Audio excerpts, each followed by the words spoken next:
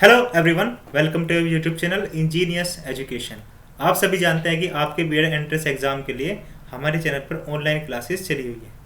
ठीक है, उसके लिए हमने रीजनिंग की क्लासेस, जीएस की क्लासेस और हिंदी क्लासेस लगातार रूप से आ रही हैं और मैं आशा करता हूं कि आप सभी अच्छे तरीके से अपने एग्जाम की प्रिपरेशन कर रहे होंगे। आज इसी सेगमेंट के अंदर हमारा एक नया अध्याय जुड़ने जा रहा है और उस अध्याय में हम हिस्ट्री के अंदर हम आज क्या पढ़ेंगे? मौर्य साम्राज्य। आज हम मौर्य साम्राज्य कंप्लीट करेंगे। इससे पहले हमने मगध साम्राज्य पढ़ा था और मगध साम्राज्य के अंदर हमने नंद वंश तक पढ़ लिया था। मैं आशा करता हूँ कि आपने मेरे सभी वीडियो कंप्लीट तौर पर देखी होंगी। अगर आपने मेरी सभी वीडियो अभी तक नहीं देखी है तो प्लीज़ आपसे रिक्वेस्ट है कि आप पहले जाकर उन वीडियो को देखें, क्योंकि इस वीडियो का, इस लेक्चर का बहुत सारे कॉन्सेप्ट पिछले लेक्चर से जुड़े हुए होंगे। तो अगर आपने वे अच्छे तरीके से देखे होंगे तो आप लिंक अच्छे तरीके से कर पाएंगे, अन्यथा आपको दिक्कत का सामना करना होगा। लेकिन अगर नहीं देखी है फिर भी मैं प्रयास करूंगा कि मैं इसे पुराने लेक्चर से कनेक्ट करके आपको दिखाऊं और आशा करूं कि आप सभी इसे लेक्चर को यहीं पर अच्छी तरीके से समझें। ये lecture exam point of view से सबसे इंपॉर्टेंट लेक्चर्स में आता है। मौर्य साम्राज्य मगध साम्राज्य के बाद सबसे इंपॉर्टेंट चैप्टर आता है हमारे सिलेबस के अंदर, अगर आपने अपना सिलेबस चेक किया तो मौर्य साम्राज्य को हम बहुत ही अच्छे तरीके से समझेंगे, इसे पूरी अच्छे तरीके से कंप्लीट करेंगे।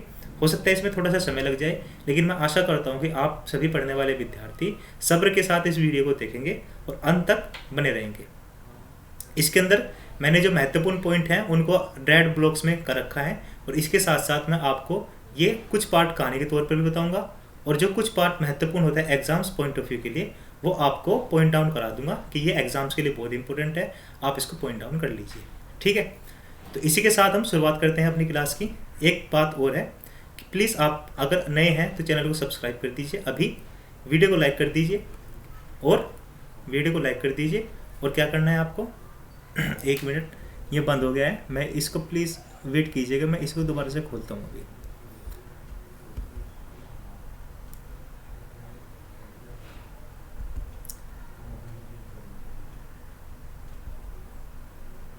ये ओपन हो चुका है।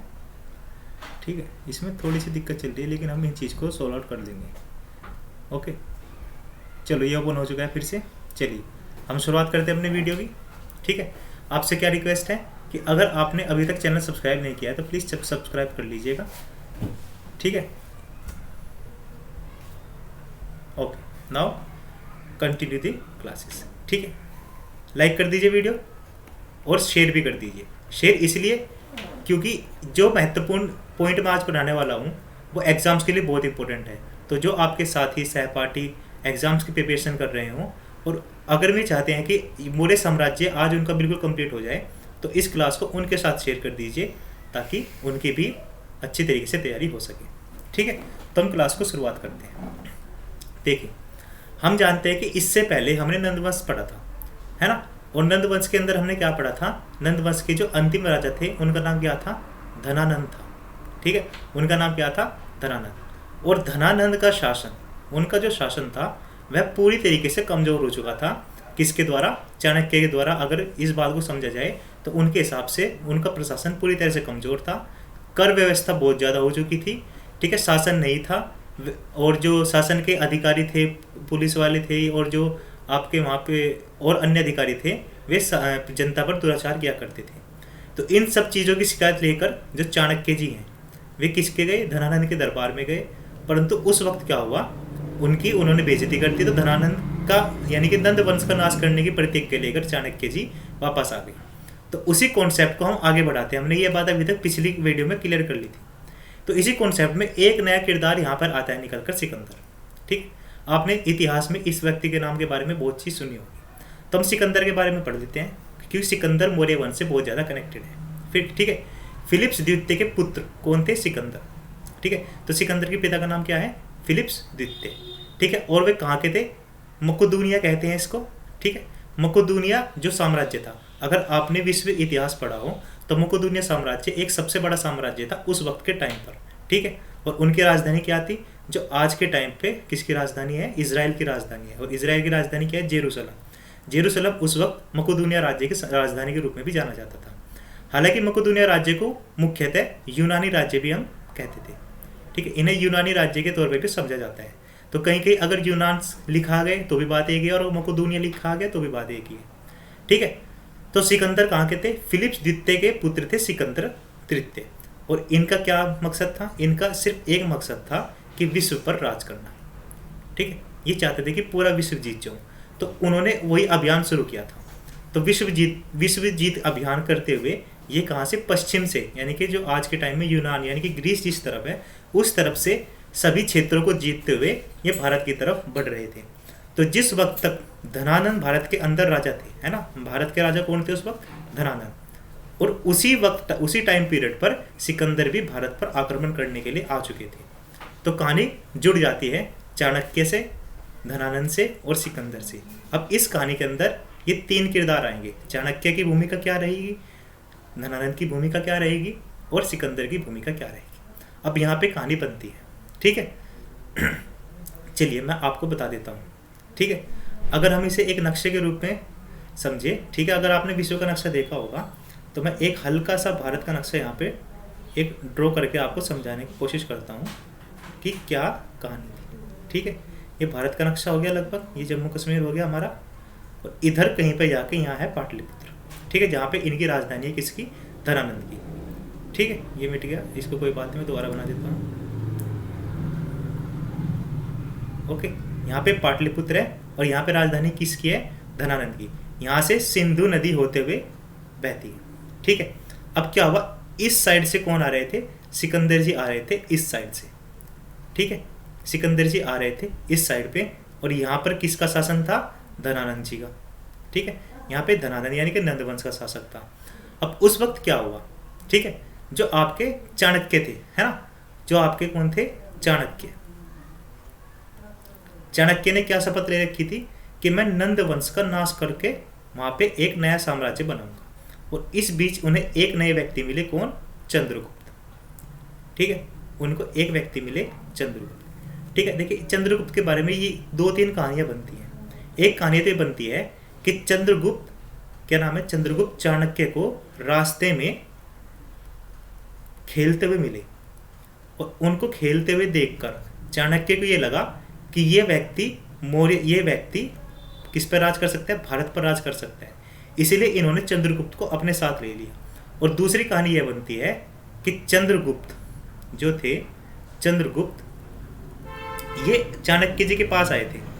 चाणक्य जी के पास आए थे और इन्होंने अपनी गुजारिश रखी थी कि मैंने सुना है कि आपने नंद वंश को समाप्त करने की प्रतिज्ञा ली है, तो मैं आपका सहयोगी बनना चाहता हूँ, और मैं चाहता हूँ कि आप नंद वंश को समाप्त करने के बाद मुझे राजा घोषित करें। तो ये दो कहानियां बनती हैं, इनमें से कोई भी कहानी वैलिड भी नहीं है और कोई सी कहानी गलत भी नहीं है। इतिहासकारों ने इन दोनों ही कहानियों को बताया है किताबों के अंदर, तो मैंने आपको दोनों ही कहानी के बारे में यहाँ से हल्का हल्का विवरण दे दिया। हालांकि एग्जाम पॉइंट ऑफ व्यू से यह दोनों कहानी इंपॉर्टेंट नहीं बनती, क्योंकि हम जिस एग्जाम की तैयारी कर रहे हैं उस एग्जाम्स के पॉइंट ऑफ व्यू से कहानी इंपॉर्टेंट नहीं है, सिर्फ ये व्यक्ति इंपॉर्टेंट है। ठीक है, ये एक व्यक्ति इंपॉर्टेंट है।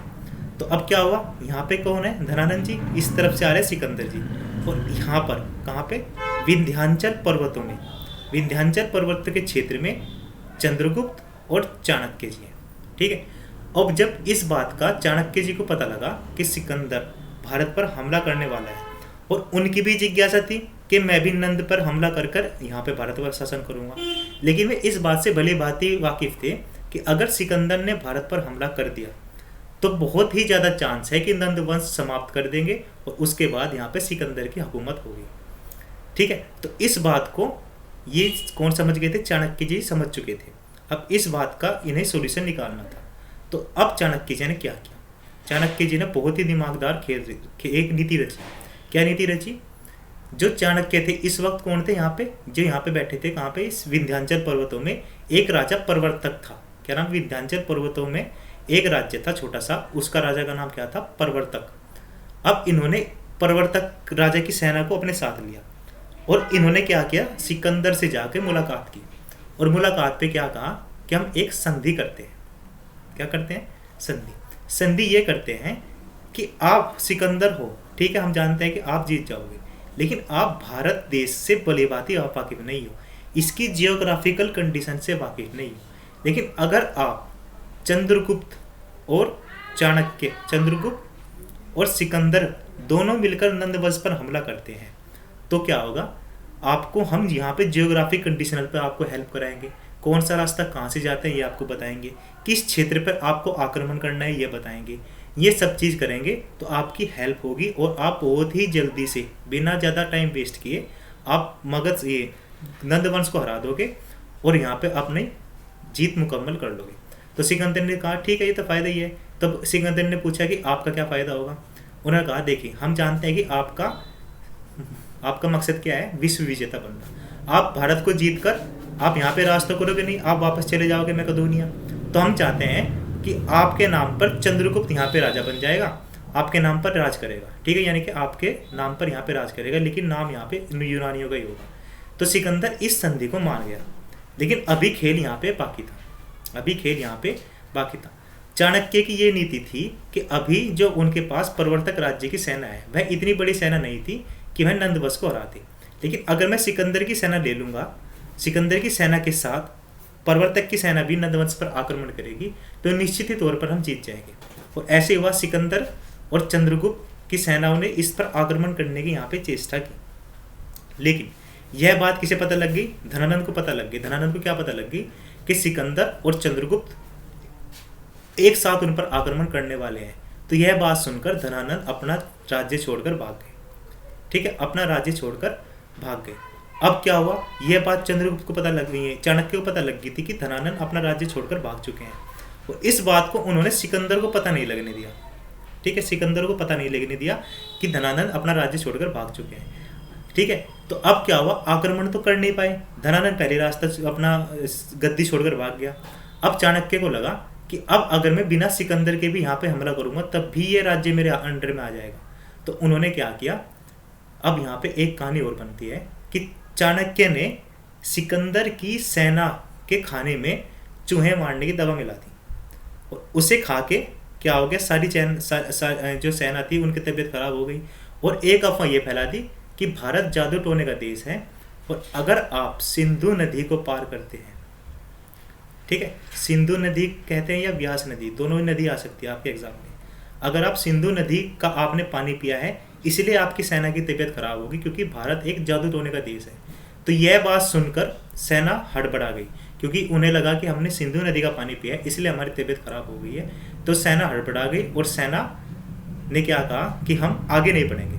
तो इस कारण क्या हुआ कि सिकंदर आगे नहीं बढ़ पाया। दूसरी बात क्या हो गई थी कि सिकंदर की जो मैकेडोनिया राज्य था, ठीक है, जो उनका राज्य था मैकेडोनिया, उसी वक्त वहाँ पे क्या हो गया, वहाँ पे एक क्या कहते हैं, रिवोल्ट हो गया, है ना। रिवोल्ट समझते तो आप, इसको हिंदी में क्या कहते हैं, हिंदी में भी मुझे याद नहीं आ रहा कि रिवोल्ट को क्या कहते हैं, ठीक है, एक मिनट याद आ जाएगा तो बता दूंगा।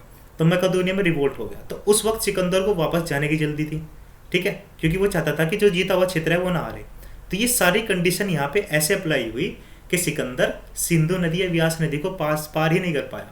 और चूंकि धनानंद पहले ही गद्दी छोड़ के भाग चुका था, तो अब इस पर क्या हुआ, प्रवर्तक राज्य की सहायता से चंद्रगुप्त ने इस सीट को कब्जा लिया, यानी कि धनानंद की सीट को कब्जा लिया, क्योंकि तो भाग ही चुका था। और इस तरह से मौर्य साम्राज्य का यहाँ पे क्या हो गया, मगध पर अब नया साम्राज्य कौन आ गया, मौर्य साम्राज्य आ गया था। आई होप आपको मैंने अब तक की जो कहानी बताई वो आपके समझ में आ गई होगी, ठीक है, ठीक है। हाँ, लेकिन सिकंदर के बारे में थोड़ी सी और बात पढ़ लेते हैं। देखिए, जो भारत पर आक्रमण करने के लिए एक राजा थे अंबी, ठीक है, कहाँ के शासक थे, तक्षशिला, ठीक है, तक्षशिला जो आज के टाइम में पाकिस्तान में माना जाता है, ठीक है, कहाँ के शासक थे, तक्षशिला। इन्होंने, अंबी जी ने सिकंदर को आमंत्रित किया था कि आप भारत पर हमला करें, इसलिए अंबी को भारत का प्रथम देशद्रोही कहा जाता है।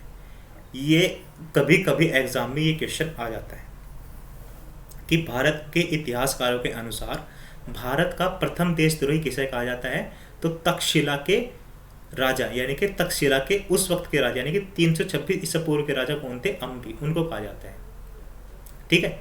देखिए यहाँ पे सिंधु नदी, व्यास और झेलम, ठीक है, ये झेलम, ये तीन ऑप्शन आते हैं।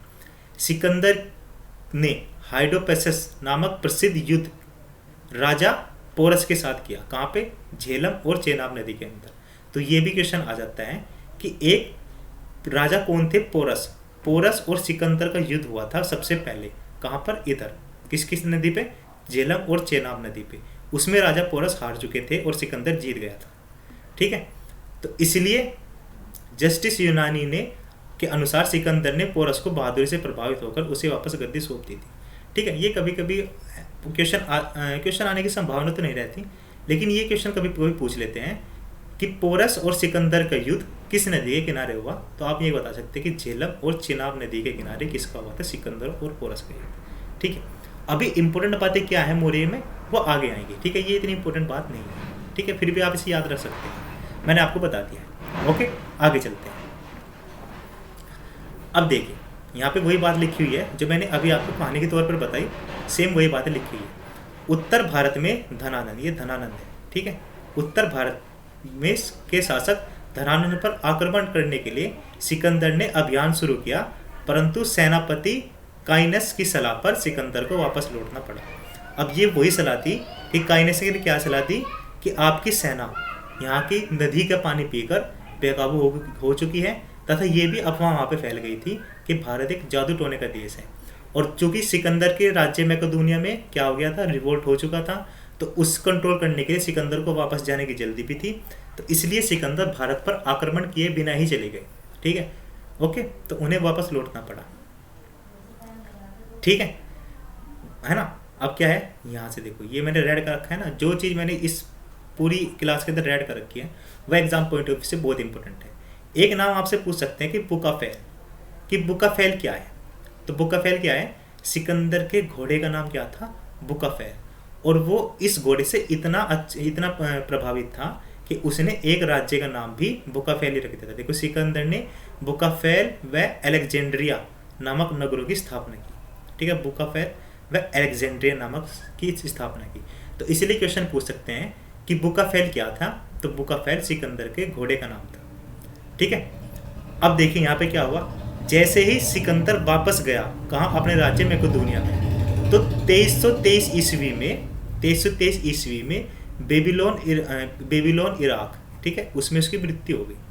अब जब वो मृत्यु होगी वह वापस आ ही नहीं सकता था, और जब वापस आएगा नहीं तो बस फिर भारत पे किसका शासन होगा, चंद्रगुप्त मौर्य ही रह गए। ठीक है, क्योंकि अगर वापस सिकंदर आता तो शायद इतिहास कुछ बदल सकता था, लेकिन वो वापस जाते वक्त ही मर गया।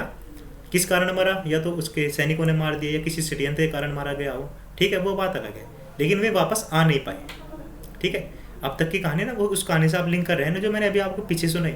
तो फिर सिकंदर 2323 में वापस आ ही नहीं पाया, और चंद्रगुप्त मौर्य ने नंद वंश को हराकर मौर्य साम्राज्य की स्थापना कर दी थी उस वक्त तक। ठीक है, चलो आगे चलते हैं। ठीक है, आगे चलते हैं। आगे ये भारत में केंद्रीय सत्ता का अभाव था, ये देशद्रोही शासक सहमति मिली। ठीक है, ये तो एक पॉइंट है पढ़ने वाला। ठीक है, ये एग्जाम्स के पॉइंट से इंपॉर्टेंट नहीं है। अब देखिए, यहाँ से शुरुआत होती है मौर्य साम्राज्य की लगभग। ओके, अब आप ध्यान से देखिएगा, जो जो मैं बताऊंगा वो एग्जाम पॉइंट ऑफ व्यू से इंपॉर्टेंट होगा, वो भी मैं आपको बता दूंगा, और जो आपको सिर्फ याद रखने वाली बातें हैं वे भी बता दूंगा। ठीक है, क्या लिखा हुआ है, 327 BC यानी कि ईसा पूर्व से 225 BC तक पंजाब एक विशाल क्षेत्र पर सिकंदर का अधिकार हो चुका था। ऐसे में मौर्य सम्राट के रूप में चंद्रगुप्त मौर्य ने यूनानी अंधकार से दूर कर संपूर्ण भारत का एक कर दिया।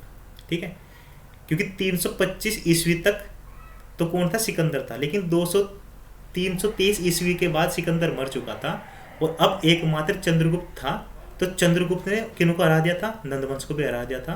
तो नंदवंश को हराने के बाद चंद्रगुप्त ने एक संपूर्ण भारत को एक कर दिया था, यानी कि इसका एक बहुत ही बड़ा साम्राज्य हो चुका था। यानी कि अगर हम इसे नक्शे के रूप में समझे तो मैं आपको एक नक्शे के तहत ही ड्रॉ करके दिखा देता हूँ। ठीक है, ये आपको भारत का नक्शा हो गया। थोड़ा सा आप गलत हो सकता है तो आप थोड़ा सा इसको इग्नोर कर दीजिएगा। ठीक है, ये लगभग भारत का नक्शा हम समझ सकते हैं। ठीक है, थोड़ा सा गलत बनेंगे, कोई बात नहीं। यहाँ पे क्या है, आपकी मगध साम्राज्य की राजधानी है पाटलिपुत्र। अब इन्होंने क्या करा, ये वाला क्षेत्र भी इनके अंदर था। अब चूंकि जो राजा प्रवर्तक थे, विंध्याचल का क्षेत्र भी इनके अंदर था। एक ये कलिंग का क्षेत्र छोड़ने के बाद ये सारा क्षेत्र किसके अंदर आ गया था, एक बहुत ही बड़ा क्षेत्र चंद्रगुप्त मौर्य के क्षेत्र में आ चुका था। तो इन्होंने एक बहुत ही बड़े साम्राज्य का विस्तार कर दिया था, अफगानिस्तान तक, यानी कि हमारे भारत के अंदर था। ठीक है, आई बात समझ में। खैर, इस राजवंश ने सर्वप्रथम एक विशाल साम्राज्य की स्थापना की, और यह भारतीय इतिहास का नया रूप था। मौर्य शासन भारत के विदेशों के साथ संपर्क में बहुत ही सहायक सिद्ध हुआ, जिस कारण भारतीय संस्कृति सभ्यता का प्रसार हुआ। अब देखिए यहाँ पे क्या हुआ। जब सिकंदर वापस लौट चुका था, और जो उसका जीता हुआ क्षेत्र था वो उसने अपने एक सेनापति, और उस सेनापति का नाम क्या था? Seleucus Nicator. ठीक है, सेल्यूकस निकोटर नाम का उसका एक सेनापति था, और उसको दे दिया कि आप इसकी देखभाल करना। अब उसके बाद 323 ईस्वी में सिकंदर मर चुका था, तो सेल्यूकस निकोटर के कंट्रोल में वो सारा क्षेत्र आ चुका था जो किसके पास था? सिकंदर ने जीता हुआ था। अब चंद्रगुप्त मौर्य ने क्या किया कि सेल्यूकस निकोटर के साथ संबंध बनाए, और संबंध कैसे? पारिवारिक संबंध बनाए। ठीक है, ये फिर से बंद हो गया, बहुत बड़ी दिक्कत चल रही है इसके अंदर। कोई बात नहीं, हम इसको फिर से ओपन कर देते हैं। ठीक है, पारिवारिक संबंध बनाए। 1 मिनट रुकिए आप, मैं अभी ओपन कर देता हूँ इसको। ठीक है, यहीं पे तो थे हम। चलो, पारिवारिक संबंध बनाए। ठीक है, 1 मिनट, मैं पेन ओपन कर लेता हूँ ताकि हम अच्छे से पढ़ सकें। ठीक है, तो कौन था जी? सेल्यूकस निकोटर के साथ किसने? चंद्रगुप्त मौर्य ने कैसे बनाए? पारिवारिक संबंध। अब पारिवारिक संबंध से मतलब क्या हो गया कि सेल्यूकस निकोटर ने इनकी जो बहन थी, क्या नाम था उनका? हेलेना, इसके साथ विवाह कर लिया था। अब ये क्यों किया था? अब देखिए आप सुनिए बैठ के, ये क्यों किया? चंद्रगुप्त जानता था कि जो सेल्यूकस निकोटर का राज्य है, अगर मैं इनके साथ युद्ध करूंगा तो शायद समय लग जाए, लेकिन अगर मैं इनके साथ वैवाहिक संबंध बना लेता हूँ तो वो क्षेत्र भी मेरे कंट्रोल में आ जाएगा, जो क्षेत्र सेल्यूकस निकोटर के पास है। और सेल्यूकस निकोटर ने इसके साथ अपनी बहन का विवाह क्यों किया? क्योंकि वो चाहता था कि भारत के क्षेत्र पर मेरा साम्राज्य विस्तार हो। तो अगर भारत के सम्राट के साथ उसकी बहन का विवाह हो जाता है तो इसकी पावर खुद ही बढ़ जाएगी। ठीक है, तो ये एक बीच में बफर जोन क्रिएट हो जाएगा, किसके? यूनान और भारत के बीच में। तो इन्होंने पारिवारिक संबंध बनाए हेलेना के साथ। ठीक है, अब आगे बढ़ते हैं। ठीक है, चलिए अब इसके अंदर हम थोड़ा सा बैकवर्ड जाते हैं। ठीक है, अब हम चंद्रगुप्त मौर्य के बारे में थोड़ा सा और जान लेते हैं। ठीक है, चंद्रगुप्त मौर्य का जन्म 2343 ईसा पूर्व में हुआ था। कब हुआ था जी? 2343 ईसा पूर्व में चंद्रगुप्त मौर्य का जन्म हुआ था। और वे किस वंश के थे? क्षत्रिय। इतिहासकारों ने इनको क्षत्रिय वंश, और ये भी बताया है कि कहीं इतिहासकारों ने ये भी लिखा है कि इनके वंश का पता ही नहीं है कौन से वंश के थे, लेकिन कुछ इतिहासकारों ने इनको क्षत्रिय वंश का भी बताया है। ठीक है, तो आपका आपके एग्जाम में आ गया कि अगर क्वेश्चन आ गया क्षत्रिय तो आप क्षत्रिय लगा देंगे, लेकिन अगर ऑप्शन आ गया कि इनके वंश के बारे में पता नहीं है तो आप उन्हें ये भी ऑप्शन लगा सकते हैं कि वंश के बारे में जानकारी अभी प्राप्त नहीं है। ठीक है, अब क्या हुआ? चाणक्य से संपर्क चंद्रगुप्त मौर्य का कैसा हुआ? ठीक है, ये हेडिंग है। तो चंद्रगुप्त की भेंट चाणक्य से हुई, और चाणक्य का जन्म कहाँ हुआ था? तक्षशिला में हुआ था। और वे कौन थे? महान ब्राह्मण थे। ठीक है, चाणक्य के बारे में क्वेश्चन आ जाते हैं कि चाणक्य के कुछ अन्य नाम बताइए। तो चाणक्य के कुछ अन्य नाम क्या है? एक तो ये इनका नाम कौटिल्य भी है, इनका नाम विष्णुगुप्त भी है। ठीक है, इतिहासकारों ने इनका नाम चाणक्य बताया है, कौटिल्य भी बताया है, विष्णुगुप्त भी बताया है, और सबसे फेमस नाम इनका क्या है? चाणक्य।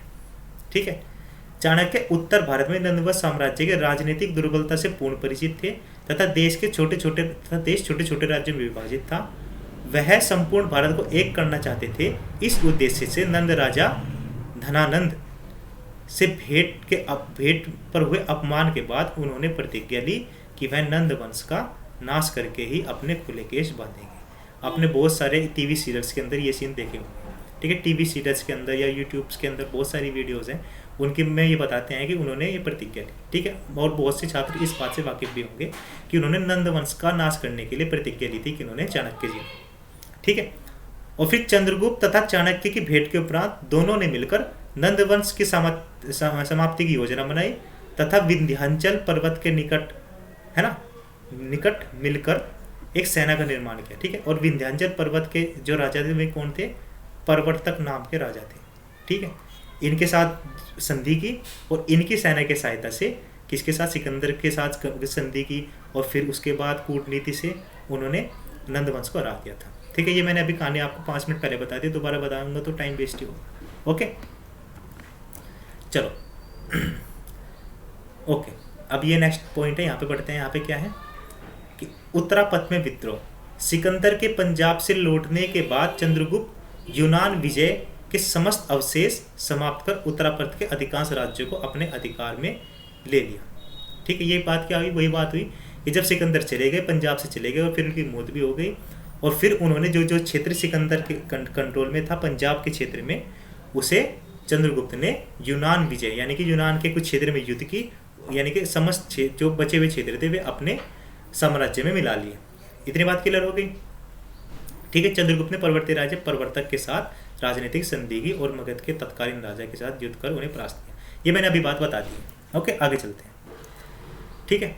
अब देखिए ये आपका यहाँ से ये वाली स्लाइड बहुत इंपॉर्टेंट है, यहाँ से क्वेश्चन आते निकल कर कि सेल्यूकस के साथ युद्ध। सिकंदर की मृत्यु के बाद 623 ईसा पूर्व में उसका है ना, उसका सेनापति, ठीक है, सेनापति है, सेनापति सेल्यूकस निकोटर यूनान का राजा बना। अभी मैंने बताया कि किसका सेल्यूकस निकोटर सेनापति था? सिकंदर का, और वो यूनान का राजा बन चुका था।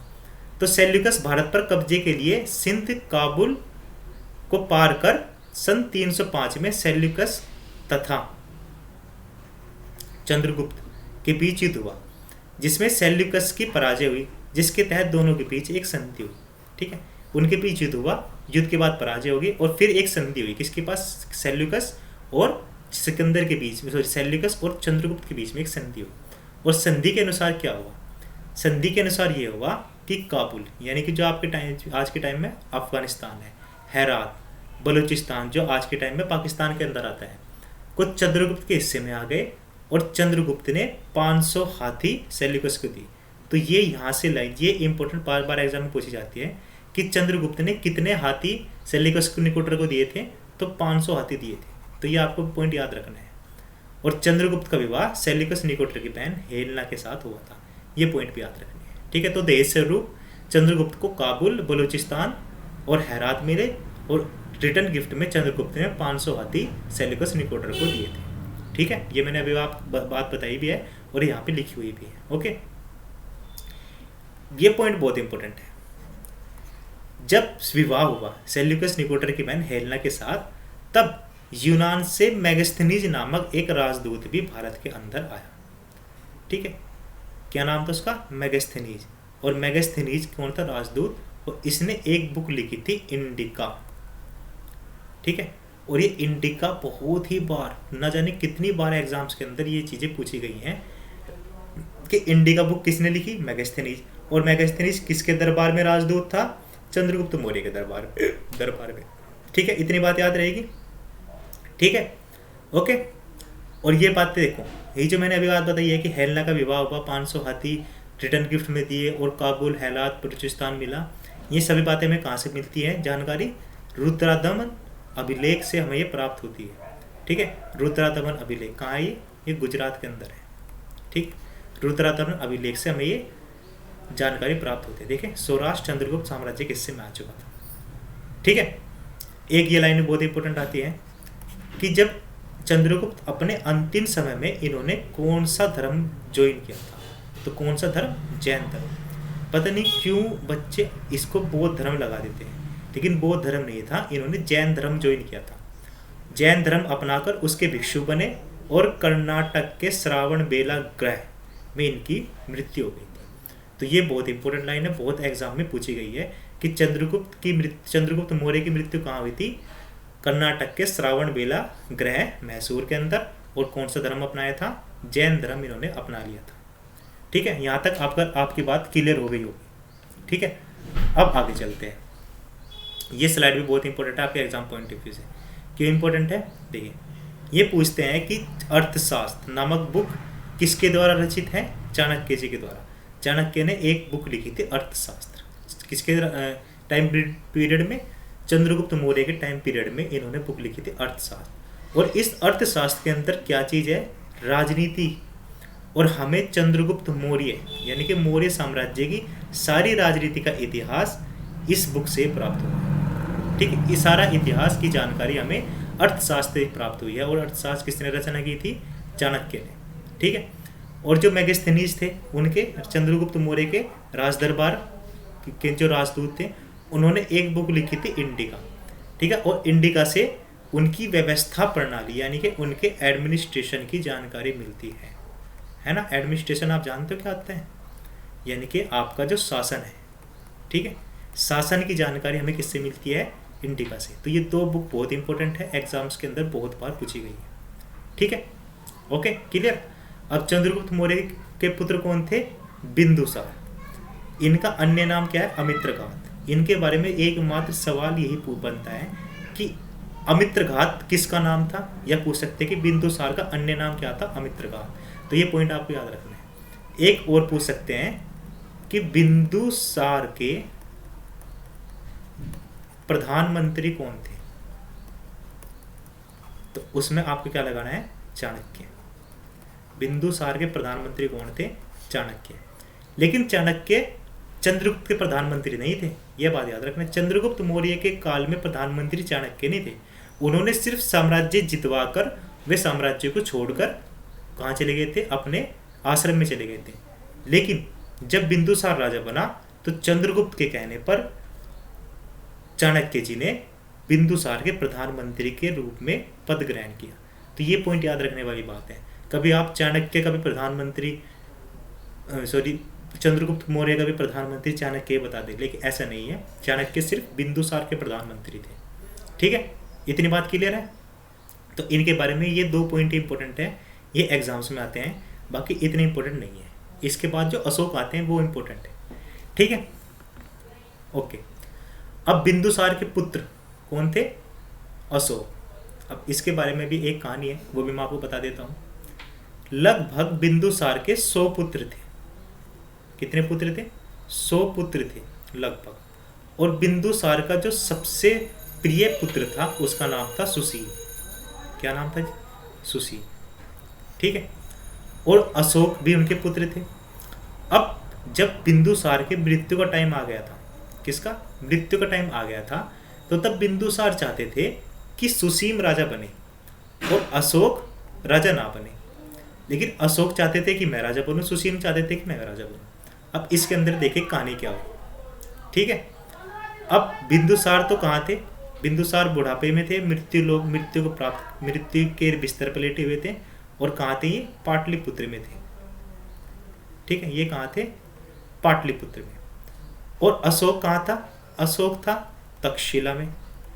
तक्षशिला कहाँ हो गया? पाकिस्तान के अंदर। ठीक है, और एक इनका पुत्र था सुशील, ये भी बाहर थे। और जब इनकी मृत्यु का टाइम आया तो बिंदुसार ने क्या कहा? बिंदुसार ने सुसीम को अपने पास आने के लिए आमंत्रण दिया कि तुम मेरे मृत्यु को लौका रहा है, तुम मेरे पास हो जाओ और मैं तुम्हें उत्तराधिकारी बनाकर मृत्यु को प्राप्त हो जाऊंगा। और ये खबर उस वक्त तक अशोक के पास भी पहुंच चुकी थी कि पिताश्री यानी कि बिंदुसार सुसीम को राजा बनाने वाले हैं। अब उन्होंने क्या किया? वे तुरंत तक्षशिला से निकले। ठीक है, सॉरी, तक्षशिला के अंदर सुसीम था। ठीक है, सर तक्षशिला के अंदर सुसीम था, मैं कन्फ्यूज हो गया। तक्षशिला के अंदर सुसीम था। ठीक है, अशोक कहीं और था। ठीक है, तो इस बात की खबर जैसे अशोक को पहुंची कि उन्होंने सुसीम को आमंत्रण दिया है कि आप पाटलिपुत्र आए और अपना राज्याभिषेक कराएं, तो इस पॉइंट पर क्या हो गया? अशोक तक्षशिला में सुसीम से पहले पहुंच चुका था। अशोक तक्षशिला में सुसीम से पहले पहुंच चुका था। अब चूंकि बिंदुसार बहुत बीमार था तो उन्होंने पिताजी को कहा कि पिताजी आपकी सांसें कभी बंद हो सकती हैं, आप मुझे राजा घोषित कर दीजिए। लेकिन बिंदुसार ने क्या कहा? नहीं, मैं सुसीम को ही राजा घोषित करूंगा। ठीक है, तो ये कहानी बनती है कि अशोक ने खुद पिताजी अपने बिंदुसार की मृत्यु की है, या फिर सुसीम के आने से पहले ही बिंदुसार मर चुके थे। लेकिन बिंदुसार ने मरने से पहले अपने मुंह से नहीं कहा था कि अशोक राजा होगा। लेकिन जब बिंदुसार मर गए, अशोक ने बाहर आकर सबको कहा कि पिताश्री यानी कि बिंदुसार ने मुझे सम्राट घोषित किया है, ना कि सुसीम को। अब इस कारण सुसीम ने भी क्या किया? सुसीम ने यह कहा कि नहीं, ऐसा हो ही नहीं सकता, पिताजी मुझे बिंदुसार सुसीम को राजा घोषित करने वाले थे, ना कि अशोक को, और अशोक ने ये बात झूठी फैलाई है। तो इस बात के लेकर जो 99 भाई थे किसके, अशोक के, अशोक ने अपने 99 भाइयों की हत्या की थी, ठीक है, अपने 99 भाइयों की हत्या की थी, और इस काम में लगभग 1.5 साल लगा था। यानी कि 1.5 साल तक 99 भाइयों की हत्या करने के बाद, यानी कि जो जो जिसने सर हटवाया उसकी हत्या करने के बाद अशोक मौर्य वंश का नया राजा बना था। और कहाँ का राजा बना था ये, पाटलिपुत्र, है ना, पाटलिपुत्र की राजधानी थी। ठीक है, आपके पास समझ में आई? ठीक है, अब यहाँ से क्वेश्चन बनते हैं कि अशोक के पिता का नाम क्या था, बिंदुसार, और माता का नाम क्या था, सुभद्रांगी। माता के नाम पर मतभेद है इतिहासकारों के अंदर, ठीक है, लेकिन सुभद्रांगी सबसे फेमस नाम। लेकिन आपके सवाल यहाँ से बनेंगे, क्या बनेंगे कि अशोक के अन्य नाम क्या क्या थे। अशोक के अन्य नाम थे प्रियदर्शी, भी एग्जाम्स के अंदर पूछा गया है कि प्रियदर्शी किसका नाम है, अशोक का। धर्माशोक भी इसका नाम बताया गया है, और देवाना प्रिय भी इसका नाम बताया गया है। तो 3 नाम बहुत इंपॉर्टेंट है अशोक के, तो ये आपको नोट डाउन करने हैं, ठीक है। उनकी पुत्री का नाम था संघमित्रा, और पुत्र का नाम था महेंद्र, ठीक है।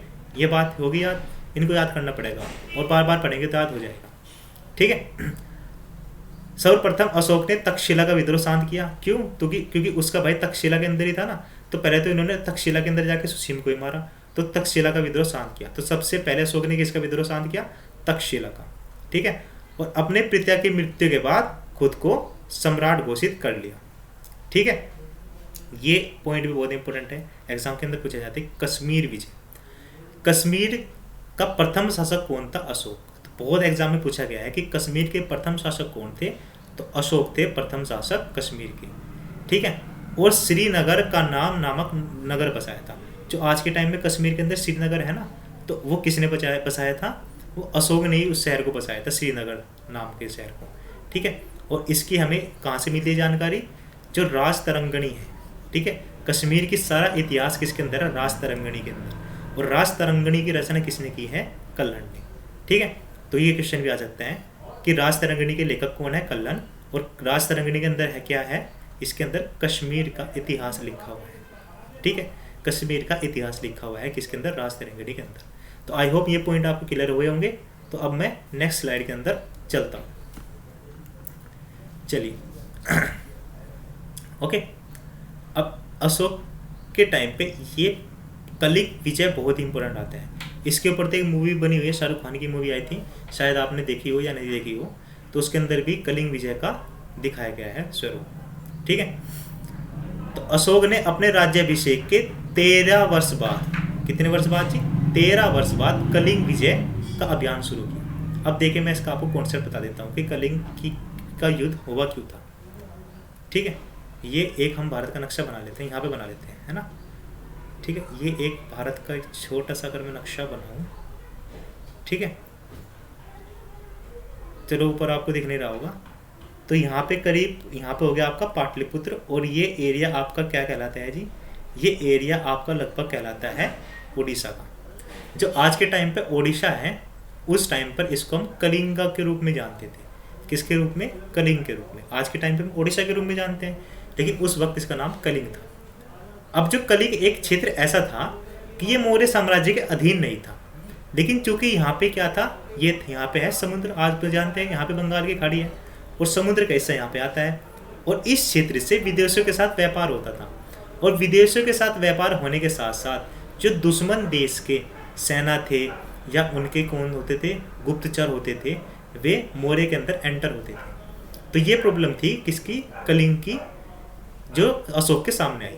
तो उसने सोचा कि इसका कंप्लीट करने के लिए, यानी कि इसको सॉल्यूशन करने के लिए हमें कलिंग पर आक्रमण करना चाहिए और कलिंग को जीत लेना चाहिए। इसके साथ साथ ये बॉर्डर एरिया, यानी कि समुद्र का एरिया भी हमारे कंट्रोल में आ जाएगा। तो इस कारण मौर्य साम्राज्य के राजा अशोक ने कलिंग पर आक्रमण किया, ठीक है। कलिंग एक शक्तिशाली राज्य बन गया था तथा सागर के तट पर था, इसी कारण समुद्री व्यापार का केंद्र था, ठीक है। फिर कलिंग का युद्ध हुआ, और कलिंग का युद्ध किसने जीता, अशोक ने जीता। लेकिन अब कहानी यहाँ पर चेंज होती है। अब मैं आपको बताता हूँ कि अशोक को महान क्यों कहा जाता है। अभी तक मैंने आपके बारे में, अशोक के बारे में जितनी बात बताई, इसके इतने कर्म सुनकर ये आदमी महान कहलाने योग्य नहीं है। क्योंकि इसने अपने लगभग पिता की मृत्यु के बाद अपने आप को सम्राट घोषित कर लिया, और 99 भाइयों को, जो आदमी 99 भाइयों को मार तक सकता है, तो वो महान बनने के काबिल क्यों है। लेकिन महानता अब यहाँ से शुरू होती है, ठीक। कलिंग विजय के बाद ही अशोक के महान बनने का सफर शुरू होता है, ठीक है। अब देखिए, अशोक के 13वें शिलालेख पर विस्तृत रूप से, है ना, इसके बारे में लिखा है कि किसके बारे में, कलिंग युद्ध के बारे में। क्या लिखा है कि इसके अंदर 1.5 लाख व्यक्तियों को तो कैद किया गया। जब कलिंग का युद्ध हुआ लगभग 1.5 लाख व्यक्ति कैद हुए तथा 1 लाख लोगों की मृत्यु हो गई थी उस वक्त। उस युद्ध में 1 लाख लोगों की मृत्यु हो गई, ठीक है। और उस युद्ध के बाद एक व्यक्ति का नाम था उपगुप्त। क्या नाम था जी? उपगुप्त। और ये कौन थे? ये बौद्ध भिक्षु थे। कौन थे? बौद्ध भिक्षु। अब उसके बाद उपगुप्त मिले किससे? अशोक से। और उन्होंने क्या कहा कि आपने कलिंग तो जीत लिया, लेकिन आपने 1.5 लाख व्यक्तियों को जो कैदी बना रखा है और 1 लाख लोगों की मृत्यु हुई है, ये आपके ही सर है, ठीक है। इसका हिसाब आपको ही देना है। और 1 लाख लोगों की मृत्यु का मतलब क्या हो गया? लगभग 5 लाख लोगों की मृत्यु। क्योंकि आपने एक व्यक्ति के अगर मुखिया को मारा है तो उससे रिलेटेड जो उसके 5 व्यक्ति थे आपने उनको भी मारा है। तो लगभग 5 लाख लोगों की आपने मृत्यु की और 1.5 लाख लोगों को आपने कैदी कर रखा है। तो ये सब चीज़ सुनकर अशोक क्या हो गए? द्रवित हो गए, यानी कि उनका दिल पिघल गया, ठीक है। और उन्होंने क्या तपस्या ली? उपगुप्त के बात सुनकर ये तपस्या ली कि आज से हिंसक वृत्ति को त्याग देंगे, यानी कि आज के बाद ऐसा कोई काम नहीं करेंगे जिसमें हिंसा हो, जिसमें लोगों को मारना हो या लोगों के अपहरण करना हो या उन्हें किसी भी तरह का दुख देना हो, ठीक है। तो बौद्ध भिक्षु का नाम क्या था? उपगुप्त। ये भी एग्जाम के अंदर बहुत पूछा जाता है कि उपगुप्त यानी कि बौद्ध को शिक्षा किसने दी, अशोक को शिक्षा किसने दी? तो बौद्ध भिक्षु का नाम क्या है? उपगुप्त, ठीक है। और बौद्ध ने कौन सा धर्म अपना लिया? फिर बौद्ध धर्म अपना लिया अशोक ने, ठीक है।